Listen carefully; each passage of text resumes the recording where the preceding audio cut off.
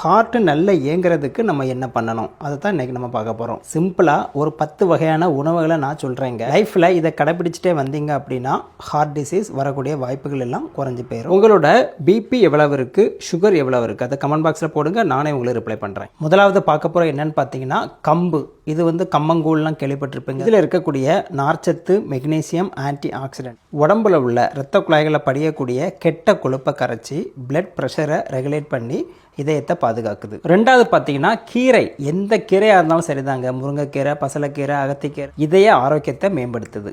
மூணாவது பார்த்தீங்கன்னா கொள்ளு. நம்ம ஊர்லலாம் பார்த்தீங்கன்னா கொள்ளு ரசம் வைப்பாங்க, ரொம்ப டேஸ்ட்டாகவும் இருக்கும், ஆரோக்கியமாகவும் இருக்கும். நாலாவது பார்த்தீங்கன்னா வெண்டைக்காய். அஞ்சாவது பார்த்தீங்கன்னா முக்கியமான விஷயம் உளுந்து. பெண்கள் பியூபர்ட்டி வராங்க இல்லையா, வயசுக்கு வந்த அப்புறம் புரோட்டீனுக்காக முதல்ல தேர்வு செய்யக்கூடியது உளுந்து தாங்க. ஆறாவது பார்த்தீங்கன்னா திணை அரிசி, திணை மாவு அப்படிலாம் சொல்கிறோம் இல்லையா. ஏழாவது பார்த்தீங்கன்னா நாட்டு சக்கரை. எட்டாவது பார்த்தீங்கன்னா கோகோனட் சொல்லக்கூடிய தேங்காயில் பார்த்தீங்கன்னா குட் ஃபேட்னு சொல்லக்கூடிய ஹெச்டிஎல்னு சொல்கிறோம் இல்லையா, ஹை டென்சிட்டி லிப்பிட், நல்ல கொழுப்புன்னு சொல்கிறோம் இல்லையா, அது ரொம்ப இருக்குங்க. 9 முருங்கைக்காய். வைட்டமின் ஏ, சி, பொட்டாசியம், ஃபைபர்னு சொல்லக்கூடிய நார்ச்சத்து, இதெல்லாம் அதில் நிறைஞ்சிருக்கு. 10வது பார்த்தீங்கன்னா சுண்டைக்காய் குழம்பு. சுண்டைக்காய் இதயத்துக்கு ஹெல்ப் பண்ணுது. சுகர் பேஷண்ட்டுக்கு பார்த்தீங்கன்னா இந்த சுண்டைக்காய் ரொம்ப ஹெல்ப் பண்ணுதுங்க. உங்களுக்கு எந்த டவுட் இருந்தாலும் கமெண்ட் பாக்ஸில் போடுங்க. வழக்கம் போல் லைக் பண்ணிட்டும் அடுத்த வீடியோவில் சந்திக்கலாமா. நன்றி, வணக்கம்.